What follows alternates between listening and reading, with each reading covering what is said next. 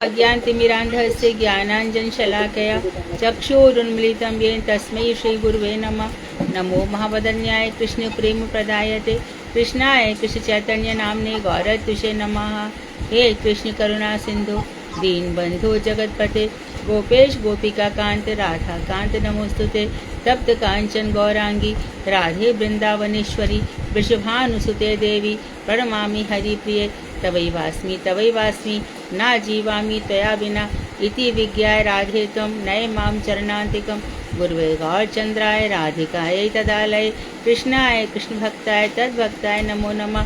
वाञ्छाकल्पतरुभ्यश्च कृपा सिन्धुभ्येव च पतितानां पावनेभ्यो वैष्णवेभ्यो नमो नमः। श्री कृष्ण चैतन्य प्रभु नित्यानंद श्री अद्वैत गदाधर श्रीवासादि श्री गौर भक्तवृंद नमो भक्ति विनोदाय सच्चिदानंद नामने गौर शक्ति स्वरूपाय रूपानुबरायते। वाञ्छाकल्पतरुभ्यश्च कृपा सिन्धुभ्येव च पतितानां पावनेभ्यो वैष्णवेभ्यो नमो नमः। श्री कृष्ण चैतन्य प्रभु नित्यानंद श्री अद्वैत गदाधर श्रीवासादि श्री गौर भक्तवृंद हरे कृष्ण कृष्ण कृष्ण हरे हरे हरे राम राम राम हरे हरे। मैं सर्वप्रथम मध्य गुरु पाद पद्म परमाराध्यतम नित्य प्रविष्ट ओम विष्णुपाद अष्टोत्तरशत श्रीमद् भक्ति वेदांत श्री नारायण गोस्वामी महाराज मध्य शिक्षा गुरु पाद पद्म परमाराध्यतम परमहंस कुल चूड़ामणि नित्य प्रविष्ट ओम विष्णुपाद अष्टोत्तरशत श्रीमद् भक्ति वेदांत श्री वामन गोस्वामी महाराज के अभय चरणारविंद में अनंत कोटि दंडवत प्रणाम ज्ञापन कर उनकी कृपा की वांछा करती हूँ। मैं ग्रंथराज श्री भजन रहस्य तदे रचयिता ओम विष्णुपाद सच्चिदानंद श्री भक्तिविनोद ठाकुर के चरणारविंद में अनंत कोटि दंडवत प्रणाम कर उनकी कृपा की भिक्षा करती हूँ। मैं सभी वैष्णव के लिए यथायुग बंधन अभिवादन दंडवत प्रणाम करती हूँ। तो भजन रहस्य चल रहा है और जैसे कि हमारी गौड़ीय परंपरा है, गौड़ीय हम गौरांग महाप्रभु के हैं। गौर से गौड़ीय बन गया, गौरीय गौरांग। तो हमारे यहाँ पर हमारी जितनी भी गुरु परंपरा है, सबसे पहले अपने ग्रंथों में महाप्रभु का, क्योंकि महाप्रभु ने आकर के हमें बताया कि भजन कैसे करना चाहिए। बहुत समय से भजन की प्रथा लुप्त प्राय हो गई थी। 15वीं शताब्दी में 15th सेंचुरी में कई सारे महानुभाव आए जिन्होंने भजन की प्रथा को प्रशस्त किया। वल्लभाचार्य जी आए, श्रीमध्वाचार्य जी आए, रामाचार्य जी आए। तो उसके पहले शंकराचार्य जी आ गए जिन्होंने पूरा की पूरी पद्धति बदल डाली, भजन की सब बात ही खत्म कर डाली। वहाँ पे सब ब्रह्म बन गए। अहम ब्रह्मास्मि अहम ब्रह्मास्मि अहम ब्रह्मास्मि अहम ब्रह्मास्मि। ब्रह्मास्मि का मतलब है अहम ब्रह्म अस्मि, तो संधि बन के ब्रह्मास्मि हो गया। तो मैं ही ब्रह्म हूँ, तो भैया तुम ही ब्रह्म हो, तो कौन किसकी सेवा करेगा? सभी ब्रह्म है। एक कहेगा सृष्टि करो, एक कहेगा प्रलय करो। तो हमारे इन सभी ने, विशेष रूप से श्री रामाचार्य ने बहुत बड़ा कार्य किया। उन्होंने यामुनाचार्य ने जब देह छोड़ दिया था, उनकी 3 उंगली बंद थी, तभी उन्होंने प्रण ले लिया था कि मैं मायावाद का खंडन करूंगा। तो उनकी 1 उंगली खुल गई। मैं वैष्णव धर्म का प्रचार करूंगा, उनकी दूसरी उंगली खुल गई। मैं वैष्णव धर्म का स्वाभाविक रूप से आचार बन के मैं सब जगह प्रचार करूंगा। तो इस तरह से उनके मन कर, तो वो यहाँ से जा सके संसार से, क्योंकि संसार पे इन लोगों ने, जहाँ तक कि श्री रामाचार्य ने तो यहाँ तक भी कहा था कि मैं सबकी जगह से नरक भोगने को तैयार हूँ, क्योंकि उनके गुरुजी ने कहा था कि हमने जो तुम्हें मंत्र दिया है वो किसी को मत बताना। उन्होंने कहा कि जो कुछ होगा मैं भोग लूँगा, पर मैं सबको बताऊँगा, सबका कल्याण होगा। तो ऐसे ऐसे हमारे यहाँ महानुभाव आते हैं जो अपने कल्याण के साथ सभी का कल्याण करना चाहते हैं, जो अकेले ही नहीं, ये लोग आते ही है। तो जो परोपकाराय सताम विभूतया, सज्जनों की जो विभूति है, सज्जनों का एग्जिस्टेंस है, वो परोपकार के लिए ही होता है। वृक्ष कबहु न फल बके, नदी न संचय नीर, और परमार्थ के कारण साधुन धरा शरीर।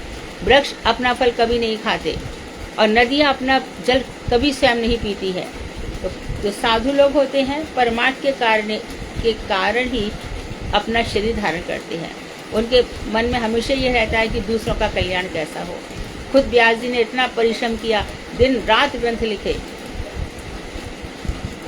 तो हम ये देखते हैं कि प्रभुपाद जी ने 10 वर्ष तक कितने 100 करोड़ नाम जप करे। उसके बाद भक्तिविनोद ठाकुर ने स्वयं 100 ग्रंथ लिखे हैं। तो ये लोगों ने, यदि कोई विवेकानंदी है, चलो बैठ करके अपना भजन करो, क्या मतलब है हमें किसी से अपना कल्याण करो, ये सही ठीक नहीं है। ये सज्जनों की बात नहीं है। तो सज्जन उसी को कहते, साधु उसी को कहते जो कृष्ण भजन करता है। तो खुद भी भजन करे, स्वभजन और विभजन, अपना भी किया, दूसरों से भी भजन कराया, तो हम सबका कल्याण किया। तो इसलिए हम देखते हैं कि जब भी हमारे कोई भी ग्रंथ प्रारंभ होते हैं तो सबसे पहले हम लोग बार बार गौरांग महाप्रभु से मंगल प्रार्थना करते हैं। हमारा सब मंगलाचरण इत्यादि सब गौरांग महाप्रभु के लिए होता है, क्योंकि वो साक्षात कृष्ण है, खुद भक्त अवतार हैं, भक्त के रूप में आए हैं। तो भक्ति समझ सकता है कि भक्त के हृदय में भगवान से मिलने के लिए कितना विरह होता है, कितनी वेदना होती है, कितनी आरती होती है। उसको हर पल ऐसा लगता है मैं जीवन क्यों धारण कर रहा हूँ, क्या मतलब है। हम सबको मरते हुए देखते हैं तो अपने जीवन से ग्लानि हो जाती है, मरने के लिए हमें क्या क्या ये सब करना पड़ रहा है। इससे अच्छा तो विरक्त हो जाओ, जो बस खाली हाथ चल देता है, खाली मत चलो कहीं, बस अपने आप में कुछ संग्रह मत करो, किसी चीज पर ध्यान मत दो, संग्रह की कोई आवश्यकता ही नहीं है। और जितना हमें चाहिए भगवान उसकी व्यवस्था करते ही है। चींटी से लेके ब्रह्मा तक सबका जीवन भगवान चला रहे हैं। वो तो स्वर्ग में भी जा करके बैठे हैं, उपेंद्र, भगवान वामन स्वर्ग में जीवन चला रहे हैं। और सत्यलोक में चले जाओ, ब्रह्मा जी के लोक में इतने सारे लोग हैं, वहां पर जैसे शीशा बनकर बैठे हैं। तो भगवान ऊपर से लेके नीचे तक पाताल को अनंत भगवान संभाल रहे हैं। तो सब कुछ यहाँ पर संभाला जा रहा है। यहाँ पर भी इतने श्री विग्रह बैठे हैं। कोई मीरा जैसा होता है तो उसको विग्रह में मिलन हो गया, सूरदास जी होता है उनको दर्शन हो जाते हैं, तुलसीदास हो जाता है तो यहाँ पर नाबादास जी ने भक्तमाल लिखा। और कितने ही भक्तों को जीवन में अनुभूतियाँ हुई। ये तो हो गया जिनका वर्णन हुआ, और कुछ ऐसे भी जिनकी बातें सामने नहीं आती, जो उनके जीवन के साथ ही चली जाती है। जब उनसे कहा जाता है कि देखो कुछ अपने अनुभव बता जाओ, कुछ बता जाओ, लोग भगवान की तरफ मुड़ेंगे। जो भगवान की तरफ नहीं है उसकी बड़ी दुर्दशा है, बड़ी बुरी हालत है। आप देखिए कितना फ्रस्ट्रेशन, डिप्रेशन, ना जाने कितने कितने रोग हैं, कितनी दवाइयाँ खा रहे, रात रात भर नींद नहीं आती। लेकिन जो कृष्ण के भजन है वो किसी की चिंता नहीं करते। फिक्र करे दबाव रे, जिक्र करे ना साथ, उठ फकीरा जिक्र कर, फिक्र करेगा। तो कोई चिंता इत्यादि की करने की जरूरत नहीं है। हम तो अपनी मस्ती में रहते हैं, मस्त रहा मस्ती में, आग लगे चाहे बस्ती में। मतलब क्या, हमें किसी से लेना देना नहीं है। क्यों? क्योंकि ये सारा संसार प्रभु चला रहे हैं, भगवान चला रहे हैं। हम इसमें कुछ भी नहीं कर सकते, हमारी सोच से कुछ भी नहीं हो सकता। तो जिन भगवान ने संसार चलाया उनको सबकी चिंता रहती है, हमको हमारी चिंता रहती है, भगवान को सबकी चिंता रहती है। वो सर्वांतर्यामी है। तो इसके लिए हमारे सबसे पहले भक्तावतार श्रीमन महाप्रभु की वंदना करी जा रही है। आगे कहाँ से मुझे पढ़ना था जरा बताएंगे? पेज नंबर 4 दीदी। Page number 4। हाँ, और कहाँ से पढ़ूं? प्रारंभ से? श्री राय रामानंद की विशाखा। कहाँ से बता रही हूँ? श्री राय रामानंद की शाखा करती है। अच्छा, ये विष्णु सहस्रनाम का भी हमने पढ़ लिया था, और अधिकार अंगीकार कर ये भी पढ़ लिया था। दीदी ये नहीं पढ़ा था हमने, श्री गोपीनाथाचार्य जी ने कहा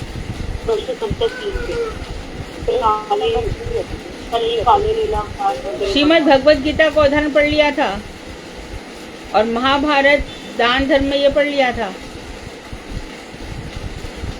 तो शुरू से पढ़ू ना, पहले वाले पेज पे ना, पेज नंबर 3 से चलना पड़ेगा। अच्छा, 3 नंबर पेज है, ठीक है। विविध पुराण वाक्यों के द्वारा प्रमाणित होता है कि श्री चैतन्य महाप्रभु अवतारी श्री कृष्ण है। कृष्ण महाप्रभु कोई और नहीं है, स्वयं अवतारी स्वयं भगवान श्री कृष्ण ही है। श्रीमद् भागवत में गर्गाचार्य जी ने श्री कृष्ण के नामकरण के संबंध में कहा था, आसन वनस्त्रयाश्च गृहतनु युगम तनुहु, और शुक्लो रक्त तथा पीत इदानीम कृष्णताम गताः। तो गर्गाचार्य जी जब हरे कृष्णा दीदी, हाँ दीदी पीछे से दीदी 3 नंबर पेज पे है दीदी, जो गोपीनाथ आचार्य ने कहा है दीदी, ये वाला अभी आपने कराया नहीं है दीदी, इससे पीछे ही है हम अभी। तो यहाँ पे जो श्री राय रामानंद है वहाँ से पढ़ूं क्या? उससे भी पीछे जो एक अच्छा, श्री गोपीनाथ आचार्य ने कहा, ठीक है। कली काले लीला अवतार ना करे, कली काले लीला अवतार ना करे भगवान, त्रियुग करी कहे तार नाम। और उसके बाद है प्रतियुग करेन कृष्ण युग अवतार, और तर्कनिष्ठ हृदय तोमार नाहिक विचार। हाँ, मैंने कहा था कि एक एक करके सब प्यारों का करना। कौन करके लाया आज? कराए किसी ने? नहीं किया। तुम लोग मेरी तो कोई बात ही नहीं मानते हो, फिर क्या मतलब है? मैंने कहा था कि आशा जी और सुषमा दीदी और साधना और सुधा, इन चारों को कहा था कि एक एक करके जो प्यार आएंगे 3-4 पेज तक उसका अनुवाद कर लेना। तुमने नहीं किया। ठीक है। हरे कृष्णा। हाँ, हाँ जी दीदी, खोले हैं मैंने। पर पहले खोल के क्यों नहीं रखा? खुला रखा है दीदी। कली काले लीलावतार ना करे भगवान, अतएव त्रियुग करी कही तार नाम। प्रतियुगे करेन कृष्ण। ये तो हो गया, अवतार। अनुवाद पढ़ो। ये तो हो गया, अनुवाद पढ़ो। हाँ जी। कलयुग में भगवान लीला अवतार ग्रहण नहीं करते, इसलिए उनका एक नाम त्रियुग है, ना कि जैसा आपने कहा है। श्री कृष्ण प्रत्येक युग में ही युग अवतार ग्रहण करते हैं, क्योंकि आपका हृदय तर्कनिष्ठ है, इसलिए वह यह विचार नहीं कर पा रहा है। ठीक है। तो यहाँ पर महाप्रभु ने श्री गोपीनाथ आचार्य को बताया। खुद महाप्रभु कह रहे हैं गोपीनाथ आचार्य से, कि गोपीनाथ आचार्य ने कहा, सॉरी वही तो, श्री गोपीनाथ आचार्य ने कहा है कि कली काले लीला अवतार ना करे भगवान, क्योंकि अभी तक बता रहे थे कि भगवान को त्रियुग कहा जाता है, क्योंकि कलयुग में उनका अवतार छन्न अवतार है, छिपा हुआ अवतार है। ये बात स्वयं प्रहलाद जी ने भी कही थी कि आपका नाम त्रियुग है, क्योंकि कलयुग में आप छन्न अवतार लेते हैं। तो यहाँ पर बताया कि कलयुग में लीला अवतार नहीं करते, कलयुग में भगवान लीला अवतार नहीं ग्रहण करते। कलयुग में भगवान क्या बन करके आए थे? प्रेम पुरुषोत्तम। उन्होंने प्रेम प्रसाद वितरण किया सबको। इसी से आपका नाम त्रियुग करी कही तार नाम, इसलिए आपका नाम त्रियुग माना जाता है। और फिर कहते प्रतियुग करेन कृष्ण युग अवतार, क्योंकि भगवान ने कहा है कि संभवामी युगे युगे, हर युग में, द्वापर में, त्रेता में, कलयुग में, सतयुग में भगवान अवतार लेते हैं। और तर्कनिष्ठ हृदय तुम्हार नाहिक विचार, तुम्हारा हृदय तर्कनिष्ठ है, इसलिए इसमें यह विचार नहीं आता। ये चैतन्य चेतामृत में आया। इसी बात को राय रावण संवाद में ब्रजलीला की विशाखा सखी है, उन्होंने स्पष्ट अनुभव किया है। तो महाप्रभु का दर्शन करते हुए क्या कहा था उन्होंने? सुनो। गोदावरी के तट पर राय रामानंद जी, जो कि महाराज थे, वो आए, उनको पालकी में लाया गया, गाजे बाजे के साथ आए, मंगल गीत गव रहे थे, उनको उतार कर स्नान आदि किया। तो उन्होंने देखा कि ये सामने आज कौन है, इतने बड़े सन्यासी, इतनी स्वर्ण कांति उनसे निकल रही है। तो उनको बड़े ध्यान से देखने लगे। क्या देखा? पहले देख लूं तुम्हारे सन्यास स्वरूप, और एवे तोमा देख मुई शाम गोप रूप। उसके बाद तुम्हारे सम्मुखे देख कांचन पंचालिका, और तार गौर कांते तुम्हार स्वर्ण अंग ढाका। मैं पढ़ू कि तुम लोगों ने निकाला है? किसी ने? नहीं दीदी, मैं निकाला है, पढ़ो। हाँ बोलो। मैं हाँ, पहले तो भाई यह है कि पहले तो कभी तक मैंने आपको सन्यासी वेश में देखा, किंतु अभी आपका श्याम वर्ण युक्त गोप रूप देखा। एक मिनट। तो पहले मैंने आपको क्या देखा? महाप्रभु से कह रहे हैं राय रामानंद जी, विशाखा सखी कह रही है कि मैंने सबसे पहले देखा। क्या देखा? तुम्हार सन्यासी स्वरूप। सबसे पहले मैंने देखा कि एक सन्यासी वहाँ पर बैठे हुए हैं, और उसके बाद फिर मैंने क्या देखा? तुम्हारे अंदर से श्याम गोप दिखाई दे रहे हैं, कृष्ण। पहले देखा सन्यासी है, उसके बाद नेक्स्ट देखा कि आपके अंदर श्याम गोप रूप दिखाई दे रहा है, और उसके बाद क्या देखा? तुम्हारे सम्मुखे देखे कांचन पांचलिका। हाँ बोलो। अब आपके सामने एक स्वर्णमयी प्रतिमा को देख रहा हूँ। हाँ। और उसकी गौर कांति से आपके समस्त अंग ढके हुए दिखते हैं। तो अभी मैं देख रहा हूँ कि आपके सामने स्वर्ण पंचालिका, एक स्वर्ण पुतलिका है, जिसने आपके सारे शरीर को ढक रखा है। तो गुरुदेव इसको ऐसे बताते हैं कि पूरी की पूरी, क्योंकि महाप्रभु गौर कांति लेकर के आए राधा जी की, दर्शन कर रहे हैं। देखो सभी लोग जो भावुक भक्त हैं वो पढ़ेंगे, सुनेंगे, साथ में महाप्रभु के दर्शन करेंगे राय रामानंद की दृष्टि से। हमने देखा वो सन्यासी हैं, हमने देखा कि उनके अंदर श्याम गोप भी दिखाई दिया उनको, और दिखाई दिया कि एक स्वर्ण पुतलिका है एकदम उनके अंदर से, और वो स्वर्ण द्युति जो है उसके अंदर से महाप्रभु का जो श्याम रूप है, तो स्वर्ण पुतलिका उनके अंदर से छन छन के निकल रही है, उनकी अंग कांति स्वर्णिम रूप से चमक रही है। तो उसने क्या कर रखा है स्वर्ण कांति ने, तार गौर कांति, उस स्वर्ण पुतलिका ने तुम्हारी गौर कांति को, तुम्हारे समस्त अंगों को ढक रखा है, ढक दिया है। इससे वो कभी कभी ऐसे दिखाई देती है कांतिमय से। तो चेतन चिदामत का बात आया। इसके बाद बता रहे हैं कि विविध गुण वाक्यों के द्वारा, विविध पुराण वाक्यों के द्वारा प्रमाणित होता है कि श्री चैतन्य महाप्रभु अवतारी श्री कृष्ण है।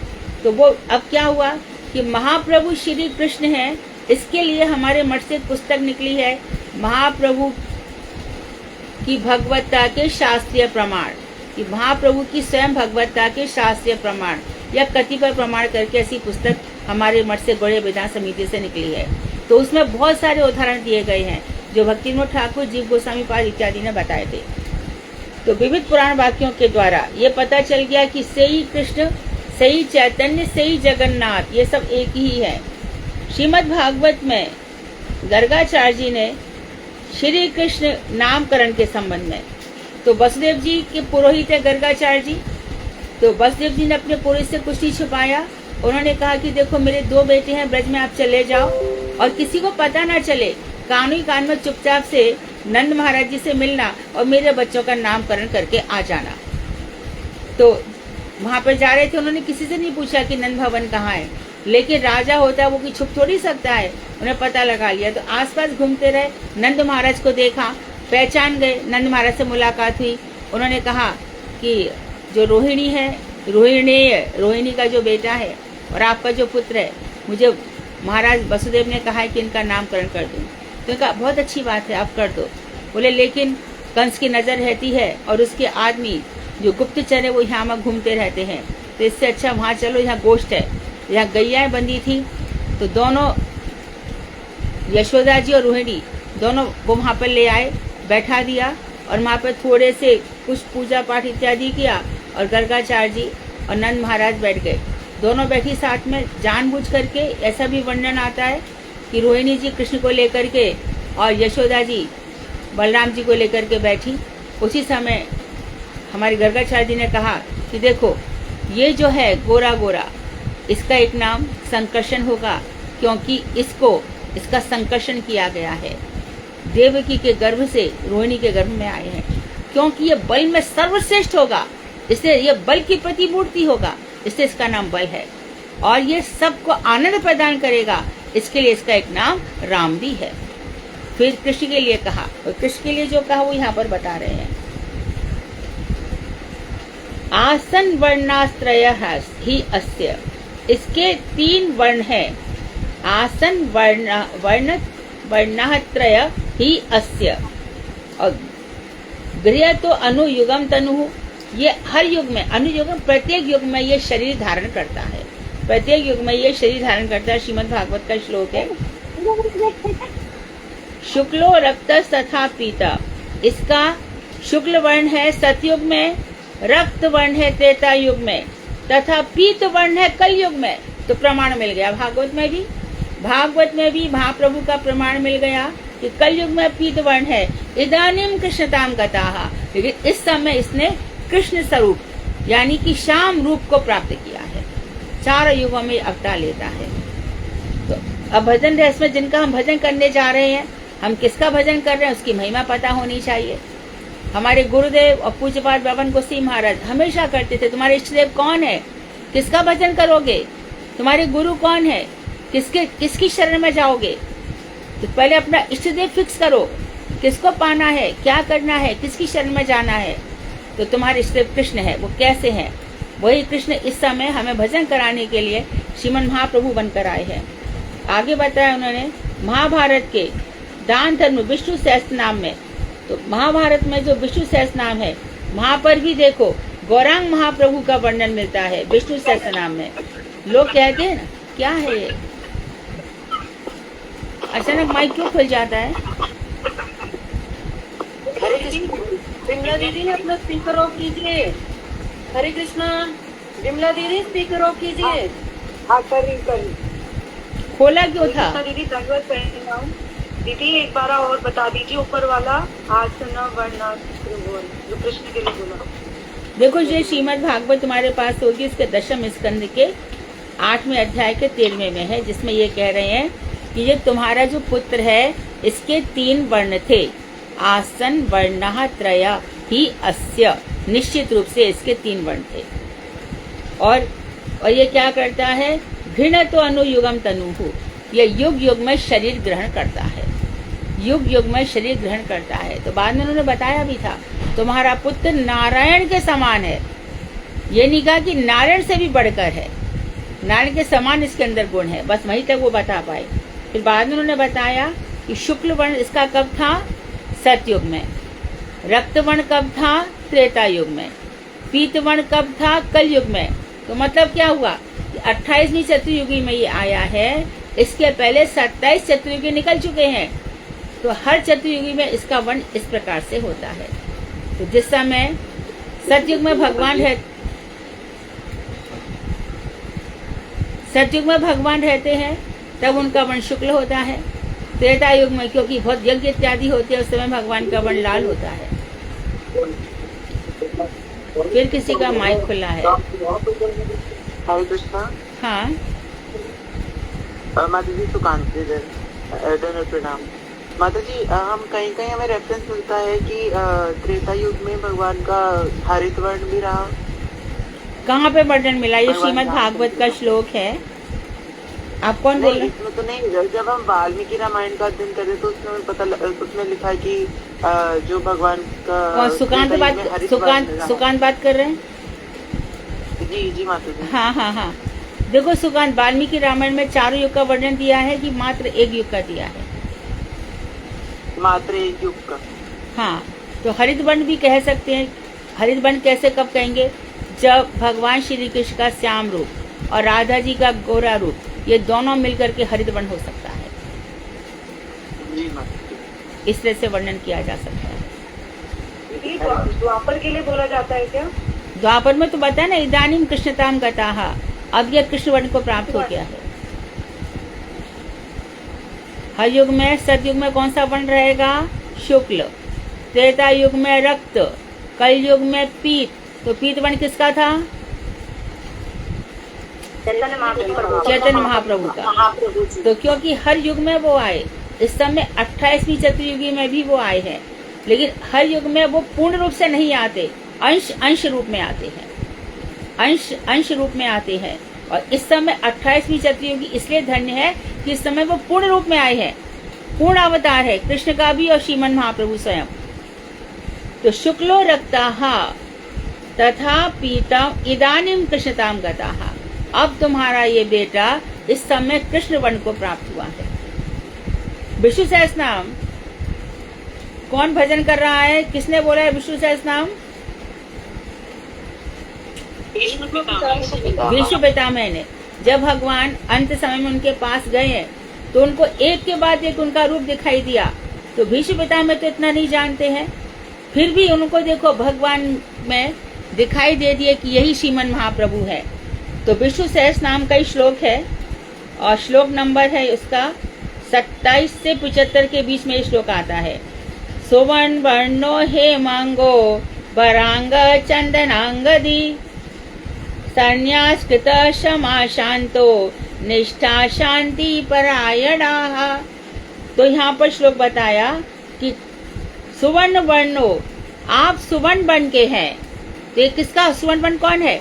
भगवान श्री राम तो काले थे, कृष्ण भी काले हैं, विष्णु भी काले हैं, और नरसिंह भगवान मत्स्य अवतार तो जैसा।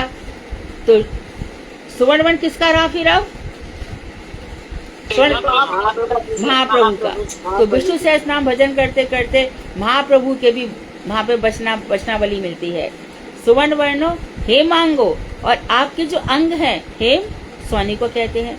सोने के जैसे अंग हैं, सुवर्ण के समान आपका वर्ण है, अंग आपके। और उसके बाद फिर कैसे हैं आप?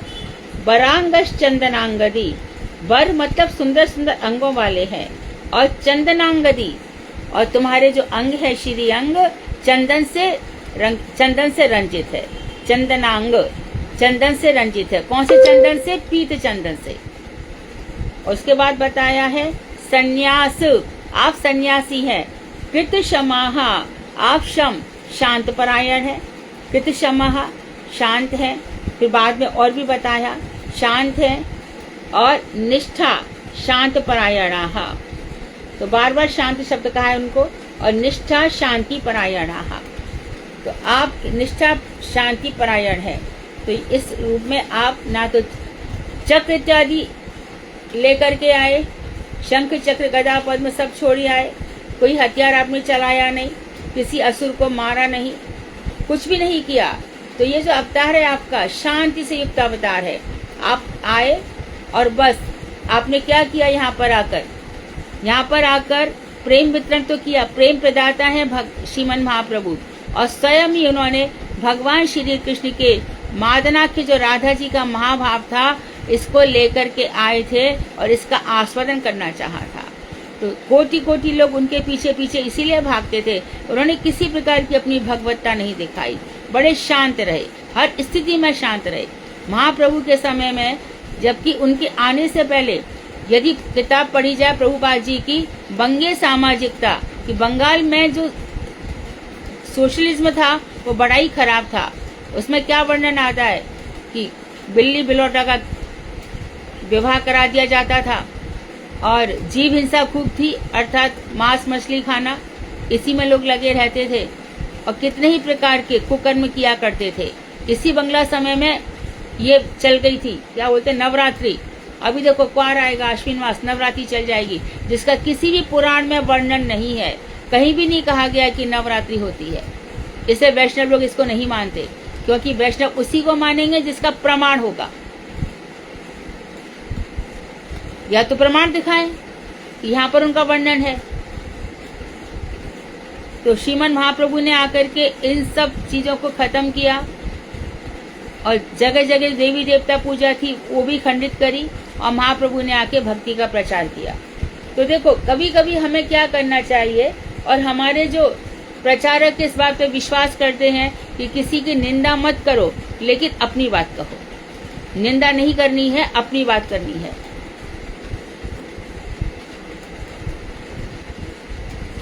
श्रीमद् भगवद गीता में भी कहा गया है, धर्मार्थ संभावनाएं संभवामी युगे युगे। तो यहाँ पर धर्म संस्थापनार्थ है। धर्म की स्थापना के लिए मैं युग युग में संभवामी,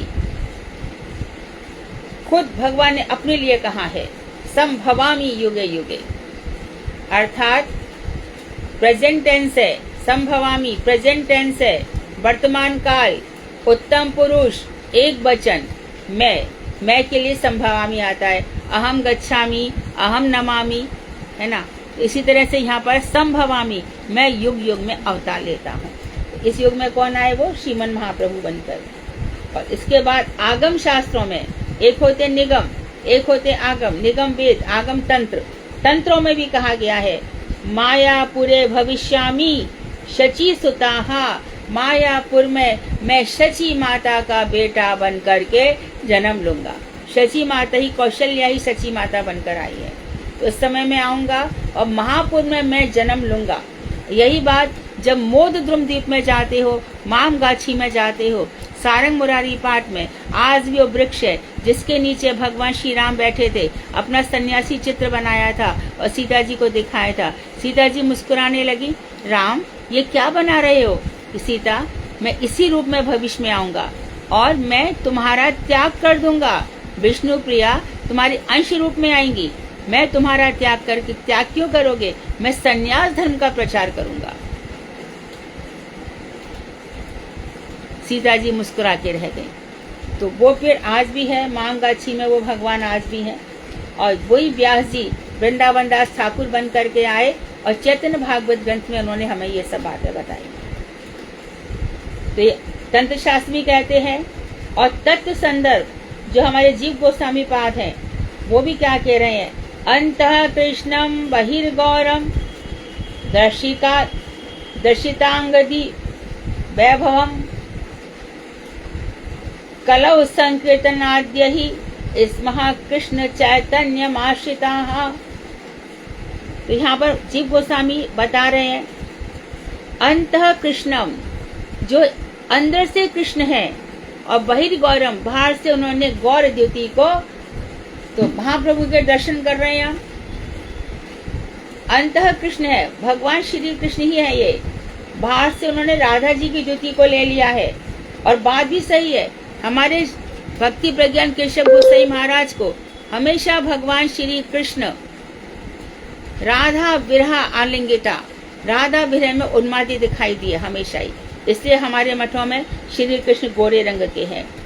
और क्या किया है, दर्शितांगाद वैभवम, आपने आपको आदि वैभव दर्शितांग, अपने वैभव को आपने दिखाया है, दर्शन कराया है। और क्या किया है, इस कलयुग में संकीर्तनम माध्यई, संकीर्तनम आदि के द्वारा कौन सा, हरे कृष्ण महामंत्र, कृष्ण चैतन्य आश्रिता, आपने कृष्ण चैतन्य का आश्रय लेकर के, तो कृष्ण चैतन्य जितने भी, कृष्ण चैतन्य भगवान श्रीमन महाप्रभु का सन्यासी नाम है श्री कृष्ण चैतन्य, उसका जिन्होंने आश्रय लिया वो क्या करते, हमेशा हरे कृष्ण महामंत्र का प्रचार करते हैं, हरे कृष्ण महामंत्र का प्रचार करते हैं। इसी बात को देखो प्यार में कहा गया, राधिकार भाव कांति करी अंगीकार, राधिका जी की भाव को भी अंगीकार किया, उनकी कांति को भी अंगीकार किया श्रीमन महाप्रभु ने। और प्रेम रस आस्वादित, और यहाँ पर आकर उन्होंने क्या किया, प्रेम रस का आस्वादन किया। और करी अच्छे अवतार, इसी के लिए उन्होंने प्रेम रस के आस्वादन के लिए इस अवतार को ग्रहण किया। तो चैतन्य चैतामृत मध्य के 278 में आपको ये नहीं मिलेगा।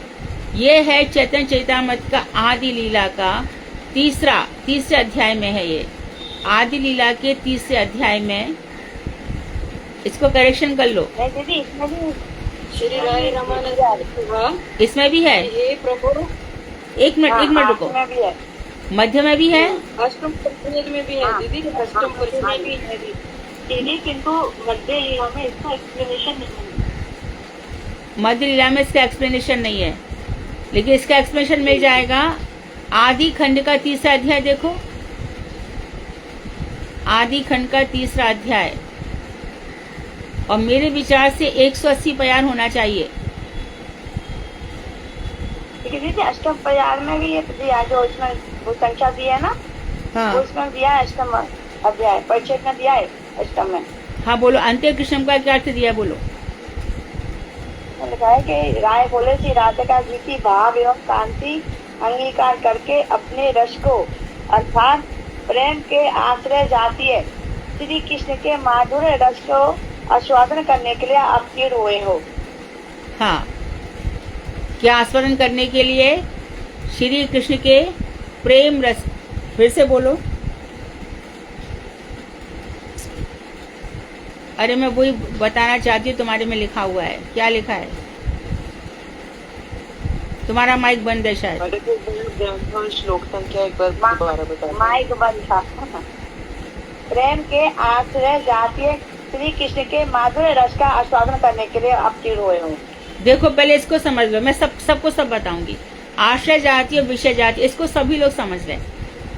हमारे जो प्रेम होता है ना, इसके दो चीजें हैं, एक होता है आश्रय और एक होता है विषय। तो प्रेम के विषय है भगवान श्री कृष्ण, तो विषय यहाँ पर क्या बनकर आए हैं, राधा जी जो आश्रय जाती हैं उनके प्रेम का आस्वादन करने आए हैं। समझ में आ गई ये बात? दीदी एक बार फिर। हाँ देखो, जो कोई भी चीज का आस्वादन होता है ना, उसके दो आलम्बन होते हैं, एक विषय जाती है, एक आश्रय जाती है।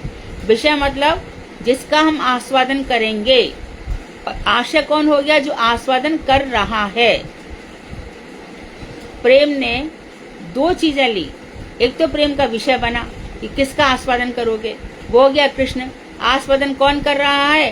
राधा जी। तो वो प्रेम की आश्रय बनी। प्रेम ने अपनी महिमा बताने के लिए किसका आश्रय लिया? राधा जी का। अभी समझ में आया? हाँ जी दीदी। क्या? हरे कृष्ण दीदी, धन्यवाद प्रणाम। हाँ, विषय विषय हमारे कृष्ण है राइट। और आश्रय हमारी राधा रानी है। विषय प्रेम, जो राधा रानी मतलब जो राधा रानी है वो आश्रय से जो कृष्ण को प्रेम करती है। जो विषय प्रेम है यानी कि भोक्ता कृष्ण है, कृष्ण ही भोक्ता है उस प्रेम के, हाँ। और राधा जी उनकी सेवा कर रही है। तो प्रेम, एक प्रेम ने दो चीजों का आश्रय लिया, प्रेम विषय कृष्ण का और प्रेम ने आश्रय लिया राधा जी का। अब राधा जी का जो प्रेम है वो कहाँ तक पहुंचा? महाभाव तक। प्रेम, स्नेह, प्रणय, राग, अनुराग, भाव, महाभाव, ये प्रेम परिपाक अवस्था में महाभाव तक पहुंचा। तो हमारे श्री कृष्ण में अनुराग तो है लेकिन महाभाव नहीं है जो राधा जी में है। और महाभाव कौन सा है? महाभाव किसको कहते हैं? क्या? हाँ, क्या है उसकी डेफिनेशन? ये नहीं समझा सकती।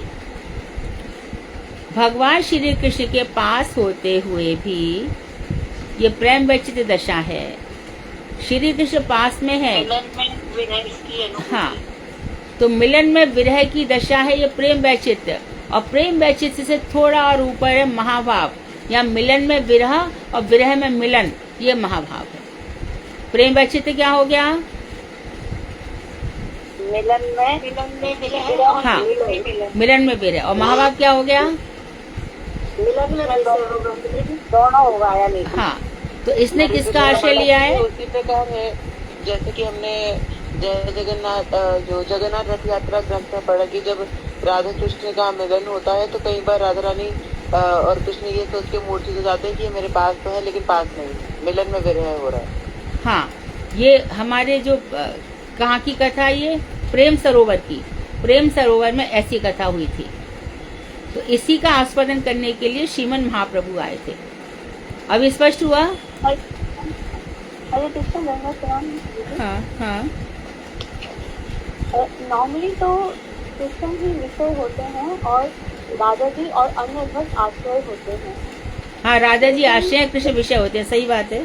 हाँ, और मोस्टली और कई बार जैसे है, जैसे आश्रय जैसे बता रहे हैं कृष्ण है और विषय राधा जी और अन्य भक्त भी हो सकते हैं जिनका आस्वादन या जिनकी भक्ति को कृष्ण समझना चाहते हैं। वो बहुत समय कभी कभी ऐसा होता है जब राधा जी विषय बन जाती हैं, जब उनके भावों को समझना चाहते हैं तो वो समय वो खाली कृष्ण के लिए रहेंगे। पर यहाँ पे जो हमें समझना है वो उसी को लेकर चलो। कभी आप सही कह रही हैं, वो कभी कभी ऐसा होता है। आ सकते हैं कोई और कोई भक्त जैसे अन्य भक्त। भक्ति रसामृत चिंतन में ये बोला जाता है कि इसमें लिखा हुआ है, मैं सामने में कोई कर सकती कि भगवान ही कभी कई बार आश्रय बन जाते हैं और अन्य भक्त भी विषय बन सकते हैं जब भगवान आस्वादन करेंगे। ठीक बात है, सही है एकदम। कि जैसे कि कब के लेक्चर में था, कल के लेक्चर में, आज के लेक्चर में गुरुदेव भी कह रहे हैं ना, क्या कह रहे हैं कि ये कहा जाता है कि श्री कृष्ण के बाम भाग से राधा जी निकली, बराबर है। और ऐसा भी कह सकते हैं आज या कल के लेक्चर में गुरुदेव का कि राधा जी के दक्षिण भाग से कृष्ण निकले। तो इन दोनों को एक ही समझना चाहिए। हरे कृष्ण प्रणाम दीदी। आज के इसमें बता रहे थे गुरुजी, आज के लेक्चर में गुरुजी बता रहे हैं। तो उनके दक्षिण भाग, मतलब जिस समय महाप्रभु ने फिर आश्रय रूप में आश्रय जाति का ग्रहण करना, हाँ, उस समय वो आश्रय जातीय बन सकते हैं। तो इसमें कभी कभी लिखा है ना भक्ति रसामृत सिंधु में, कभी कभी, ये ध्यान रखें। लेकिन कभी हाँ, लेकिन हमेशा ऐसा नहीं होगा। एक जगह जैव धर्म में भी आया है, एक जगह पे ये वाली की राधा जी कभी विषय बन जाती है, एक बार जैव धर्म में भी आया है। तो इस तरह से विषय और आश्रय है ना। तो श्रीमद् भागवत विषय ग्रंथ है कि आश्रय है? श्रीमद् भागवत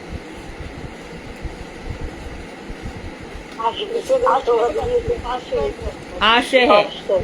इसी प्रकार तो जब भागवत आश्रय तो भक्त विषय कृष्ण के लिए हो सकते हैं, पर भक्त कभी भी औरों के लिए विषय नहीं हो सकते। भक्त भी आश्रय जातीय रहेंगे, भागवत आश्रय जाती है, भक्त आश्रय जाती है। कभी कभी श्री कृष्ण किसी भक्त का, उसकी भक्ति में जो है उसका आस्वादन कर सकते हैं, तो उस समय भक्त विषय बन सकता है कोई कोई भक्त का, लेकिन सब समय नहीं, बिल्कुल नहीं, बहुत कम, कदाचित। और क्या पूछना था आपको, स्पष्ट हुआ है?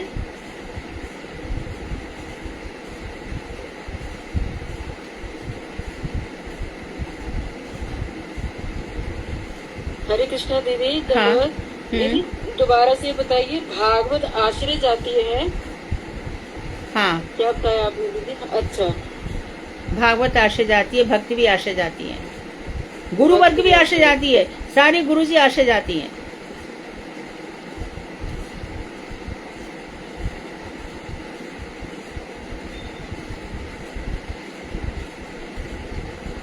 तो राधिका जी की भाव कांति को उन्होंने अंगीकार किया और प्रेम रस आस्वादित, प्रेम रस का आस्वादन करने के लिए उन्होंने अवतार ग्रहण किया है। श्रीमन महाप्रभु बनकर आए हैं श्री कृष्ण प्रेम रस के आस्वादन के लिए। और पूछो, क्लियर कर लो अपने आप में, हम डिस्कस करने को तैयार है। और 4:20 हो जाए तो मुझे बता देना, क्योंकि आप लोगों की आज्ञा है कि 45 मिनट की क्लास चले। हो गए दीदी, 4:20 हो गए, ठीक है, 2 मिनट बाकी हैं। ठीक है। किसी का और कोई प्रश्न है?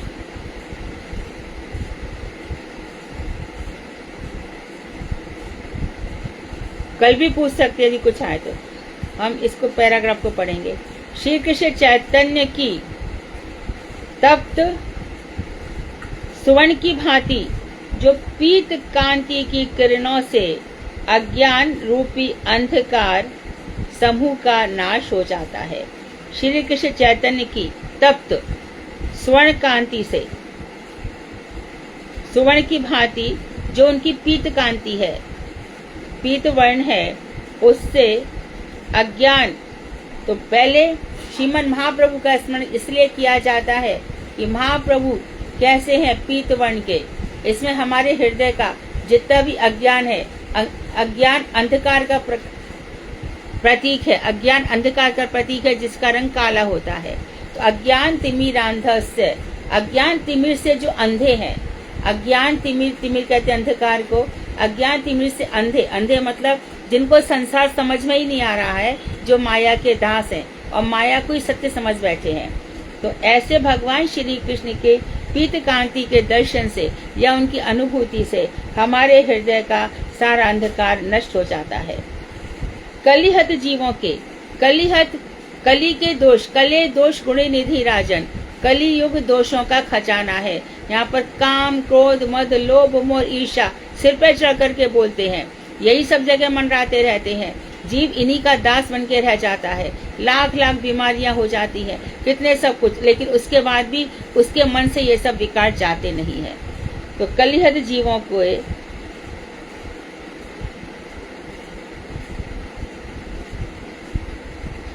भक्ति विरोधी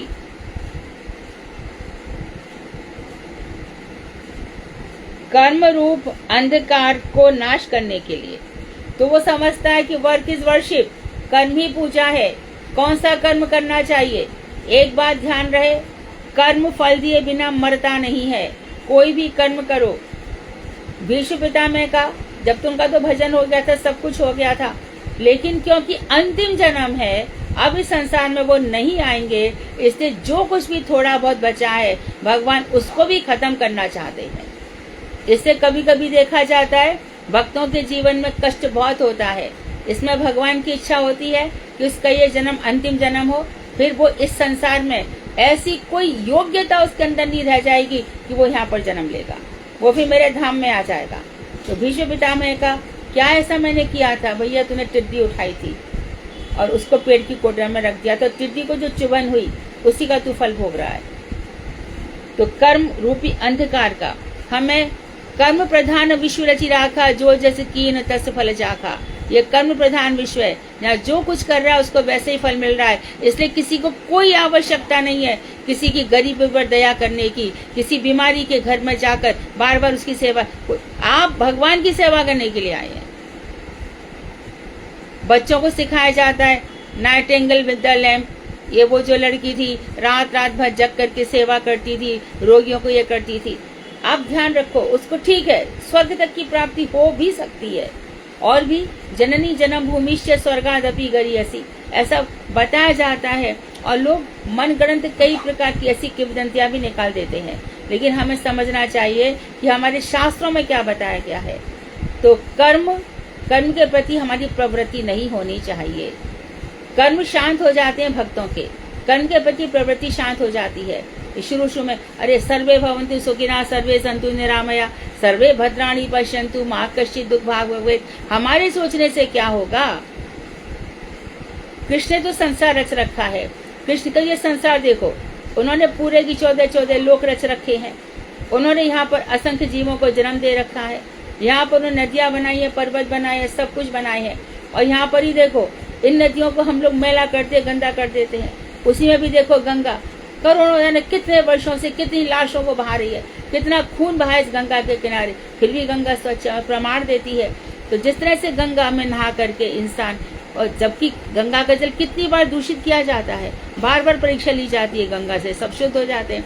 उसके भी द्वारा गंगा भगवान के चरणों से निम्न गामनी है, हमारी भक्ति ऊर्ध्वगामिनी है, ऊपर ले जाती है। एक बार भी भगवान का नाम ले दिया तो जिस विष्णु सहस्र की नाम बात कर रहे हैं, रमे राती राम रामेति मनोरमे सहस्र नाम बरतुल्यम, सहस्र नाम राम है ना वो बरानने, क्या है वो रमे राम रामेति मनोरमे रमे रामेति मनोरमे सहस्र नाम बरतुल्यम। हाँ, तो भगवान श्री राम का नाम और विष्णु का सहस्र नाम 1000 नाम और कृष्ण का एक नाम, ये तीनों बराबर। तो सारे कर्मों का नाश हो जाता है।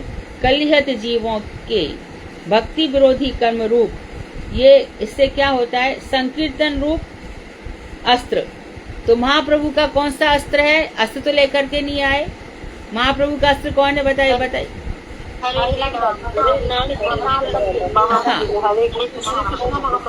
तो ये अस्त्र इतना शार्प हो जाना चाहिए, इतना शार्प हो जाना चाहिए कि जो हमारे हृदय की आसक्ति को भेद डाले।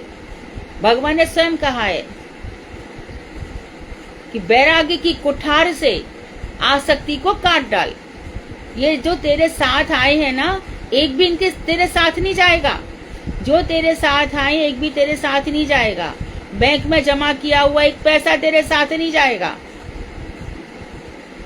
भगवान तो बार बार कहा है, ना लोग तेरे साथ जाएंगे, ना तेरा जो कुछ भी है तेरे साथ नहीं जाएगा, जिसको हम मेरा समझ कर बैठे हैं। अकेले जाना पड़ेगा। हरे कृष्णा। हाँ 25 हो गई दीदी। अच्छा ठीक है, ठीक है, ठीक है, विराम लेते हैं। वांछा कल्पतरुभ्यश्च कृपा सिन्धुभ्यो च पतितानां पावनेभ्यो वैष्णवेभ्यो नमो नमः। हरे कृष्ण दीदी। हाँ दीदी, जैसे चैतन्य महाप्रभु का युगल उपासना करनी है ना, तो गौर गदाधर हो गया और विष्णु प्रिय गौर हरि भी होंगे ना? हाँ, ये अपने अपने उपासना पर निर्भर करता है। कोई विष्णु प्रिया गौरांग महाप्रभु ही करते, लेकिन हमारे यहाँ पर अक्सर गौर गदाधर की उपासना का ही विधान है। क्यों? गदाधर जिनकी शक्ति है, गदाधर जी में राधा जी का अंश है, इसके लिए। विष्णु प्रिया राधा जी नहीं है। हाँ जी, वो तो नहीं है। ठीक है दीदी, धन्यवाद। कृष्ण माता जी, दंडवत प्रणाम। हाँ माता जी, कई जगह सुना जाता है ऐसा, मतलब लोग कहते हैं कि जो नित्यानंद प्रभु अगर किसी के घर में, कैसे कोई लोग सेवा करते घर में, तो जिस मंदिर में राधा रानी के साथ ठाकुर जी है, उधर गौरांग महाप्रभु के साथ नित्यानंद प्रभु नहीं है। ठीक है। तो मतलब लोग कहते हैं कि ऐसा नहीं हो सकता कि नित्यानंद प्रभु और राधा रानी एक ही जगह रहे, क्योंकि वो उनके जेठ लगते हैं ना, तो जेठ की मर्यादा रहेगी ना।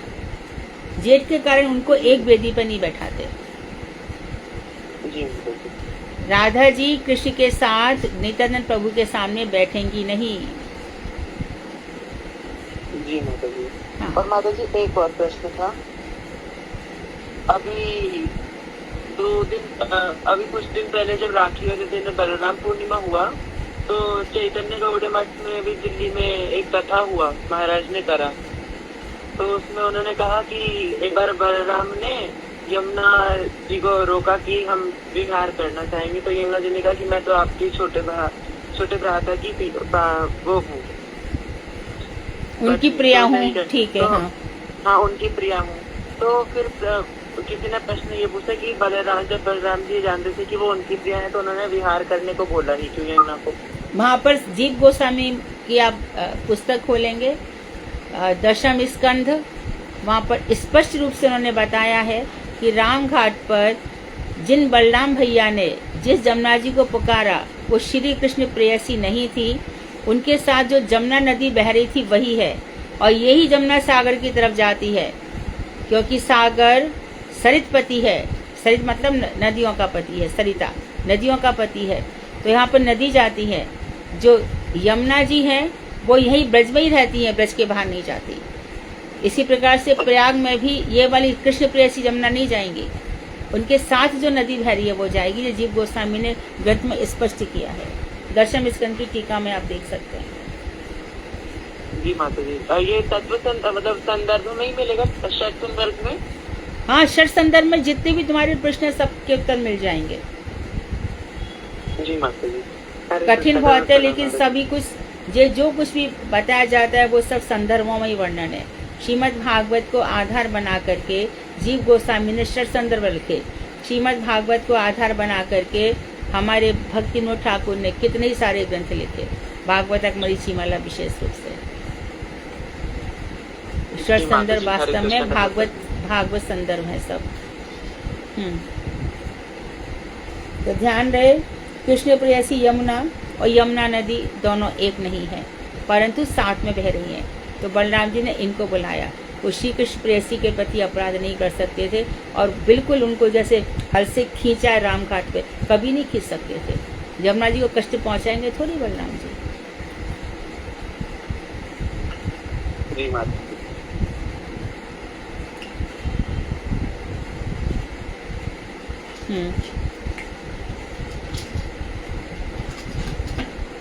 ठीक है। चैतन्य भागवत कृपया 15 मिनट से अधिक ना करें। आपने मुझे रोका, अब जो 15 मिनट के बाद जो बोलेंगे उनको भी रोकना। दूसरे पूरा करें चलेगा। माता जी चैतन्य भागवत भक्ति वल्लभ तीर्थ महाराज वाला ही कर रहे हैं? हाँ, ये लोग उसी को लिया, बिल्कुल सही बात है। जी माता। भक्ति वल्लभ तीर्थ गोस्वामी महाराज का ये जो इन्होंने अनुवाद किया है हमारे भक्ति विज्ञान भारती गोसाई महाराज ने। तो चैतन्य मठ ही है, भक्ति वल्लभ तीर्थ महाराज भी उन्हीं का ही मठ है, ये भी उनका ही मठ है, सब उसी मठ के। भक्ति विज्ञान भारती गोस्वामी महाराज की विशुद्ध चैतन्य वाणी में ही मैंने वो भी पढ़ा था कि हमारे मठों में ठाकुर जी का रंग गोरा क्यों है। क्या बताया उन्होंने? उसमें जैसा आपने आज बताया कि भक्ति प्रटेन केशव गोस्वामी महाराज मेरे परात्पर थे, वो ठाकुर जी को हमेशा राधा रानी के उसमें नहीं देखते थे, तो इसलिए ठाकुर जी को हमेशा गोर रंग का दिखाया गया। बिल्कुल। हमारे मठों। हाँ, अच्छी बात है। हम लोग सब वही पढ़ेंगे जो शास्त्रों में लिखा है। शास्त्रों को छोड़ करके सब कदाचार होता है। शास्त्रों को ही हमें फॉलो करना चाहिए। ये ज्ञान नित्य ज्ञान होता है। फिर हम यहाँ रहें, वहाँ रहें, कहीं भी रहें, हम किसी भी प्रकार से विचलित नहीं होंगे। किसी भी प्रकार से हम विचलित नहीं होंगे।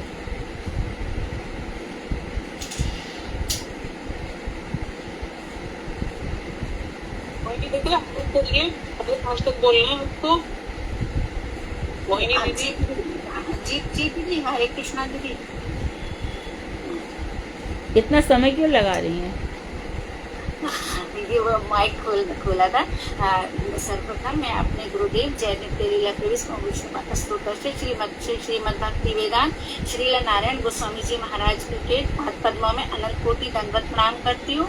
फिर यहाँ मधु दीदी के चरण कमलों में अनंत कोटि दंडवत प्रणाम करती हूँ। श्री चैतन्य भागवत को अनंत कोटि दंडवत प्रणाम करती हूँ, श्री चैतन्य भागवत को, और श्री वृंदावन दास ठाकुर के चरण कमलों में अनंत कोटि दंडवत प्रणाम करती हूँ। यहाँ उपस्थित सभी को यथायोग्य दंडवत प्रणाम करती हूँ। आज हम आदि खंड के 6ठे अध्याय पर ये पढ़ेंगे, और इस अध्याय का सार है कि ये इसमें टॉपिक आए हैं दीदी, इसमें निमाई का विद्या आरंभ है, और एकादशी के दिन 2 वैष्णव ब्राह्मणों के घर में विष्णु नैवेद्य भक्षण किया है महाप्रभु जी ने, और फिर नानाविध बाल्य चापल्य आदि लीलाओं का वर्णन है, जिसमें कि गंगा स्नान है। और गंगा स्नान पहले पाठशाला गए, फिर गंगा स्नान में करते समय बहुत उन्होंने मस्ती की है। तो आगे ठीक है, हाँ, मस्ती नहीं कहते, कौतुक किया है, कौतुक जी दीदी कौतुक किया है उन्होंने लौटते समय, वो इस अध्याय में आया है। इस प्रकार पिछले अध्याय में जो क्रीड़ा करते हुए श्री गौरांग गोपाल के विद्या आरंभ संस्कार का समय आ गया। श्री मिश्र पुरंदर ने पुत्र श्री विशंभर के हाथ में खड़िया देकर उनका शुभ दिन में विद्या आरंभ संस्कार किया। कुछ दिन के बाद उन्होंने उनका कर्णवेद्य और चूड़ाकरण संस्कार भी किया।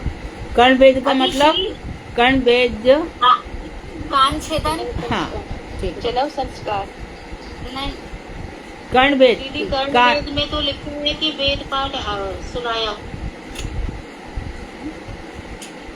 वेद पाठ श्रवण। अच्छा, लेकिन 16 संस्कारों में कर्णवेद संस्कार भी है, और वो भी ठीक है, जैसा हमारे आचार्य वर्ग कह रहे हैं, निश्चित रूप से ठीक ही होगा। तो उनको क्या सुनाया? वेद पाठ सुनाया, ठीक है। और दूसरा क्या है? चूड़ाकर्म। चूड़ाकरण ये होता है, इसमें क्या संस्कार, शिखा संस्कार, शिखा संस्कार, मुंडन कराया है ना, मुंडन करा करके शिखा रखी, बस बाकी सब बाल निकाल दिए। प्रभु इतनी मधुर वाणी से का खा गा घा बोलते थे कि उसके सुनने मात्र से ही सब जीव मुग्ध हो जाते थे। श्री गौर सुंदर अद्भुत लीलाएं किया करते थे, और वे ऐसी ऐसी वस्तुएं मांगते थे जिन्हें लाकर देना परम दुष्कर होता था। कभी कोई पक्षी आकाश में उड़ता देखते तो वे उसी को ही मांगते थे, और प्राप्त न होने पर रोते हुए धूल में लोटपोट हो जाते थे। अगले ही क्षण वे आकाश के चांद तारे मांगने लगते थे और हाथ पांव पीटकर रोने लगते थे। सब लोग अपनी अपनी गोदी में लेकर उन्हें समझाने लगते थे, लेकिन वो चुप कराने का केवल उनको एक ही परम उपाय था, वह यह था कि हरि नाम सुनकर, और फिर वही सुनकर वो नहीं रोते थे। थोड़ा धीरे पढ़े, स्पीड थोड़ा सा कम करें। अच्छा दीदी, पूरा करना था, ठीक है दीदी। नहीं, ये जो पूरा करना है या रीडिंग करनी है, यदि आपने बोल दिया और हम कहते हमें पता ही नहीं चला आप क्या बोल गई, तो फिर इसका लाभ क्या है? अच्छा। हर दिन कह रहे हैं कि रीडिंग क्लास नहीं है, ये पूरा करना आपके सुख के लिए है, हमें दूसरों को सुनाना है। हम बार बार सबसे विनती कर रहे हैं,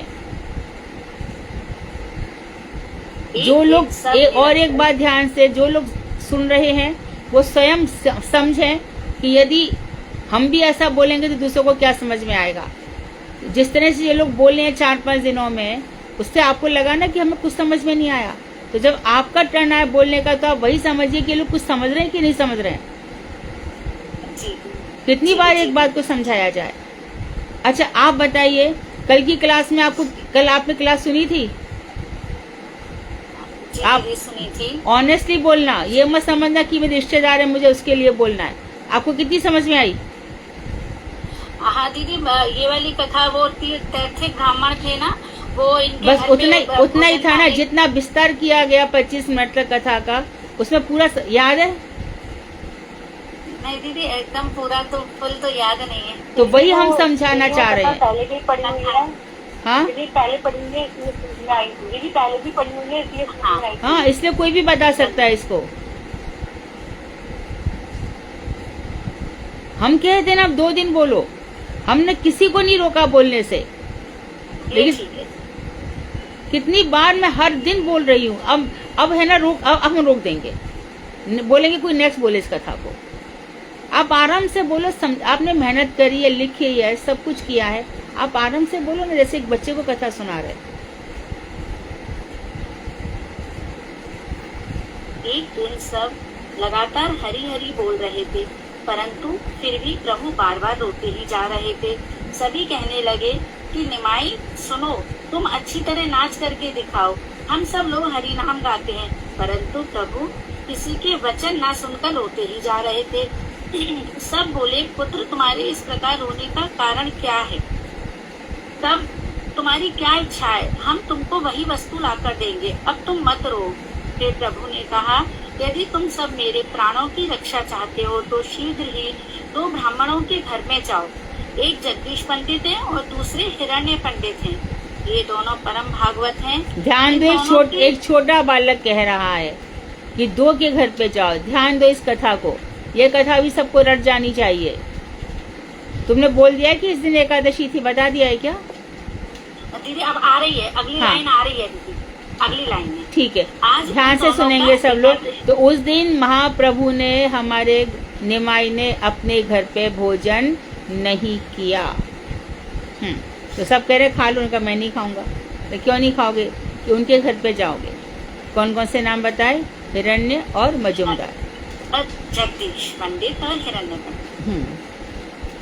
आज उन दोनों का एकादशी का उपवास है। उन्होंने विष्णु के लिए जितना नैवेद्य तैयार किया है, वे सब नैवेद्य यदि वो मुझे भोजन करने के लिए मिलेंगे तब मैं शांत हो जाऊंगा। बालक के वचनों को सुनकर सभी हंसने लगे और सबने कहा, वत्स, जो तुम चाहते हो वही ला देंगे, पर रोना बंद कर दो।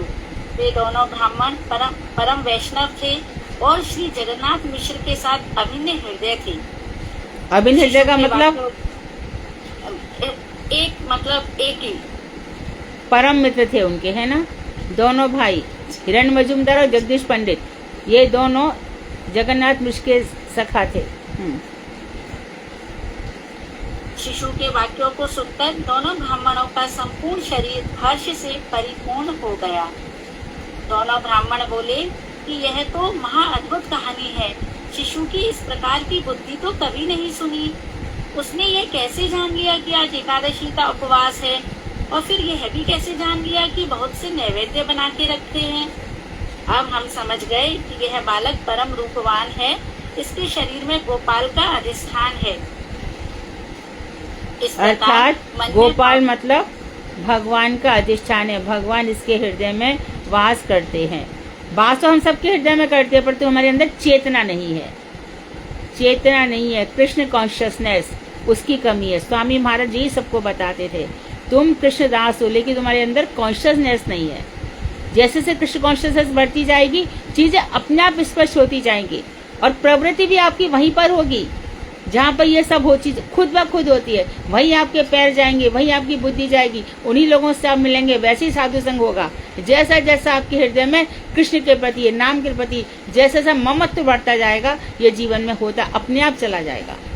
हाँ, और इस प्रकार मन में भावना करके दोनों ब्राह्मणों ने कहा, वत्स, नैवेद्य खाओ, हमारा श्री कृष्ण की सेवा का संपूर्ण उद्देश्य सिद्ध हो गया।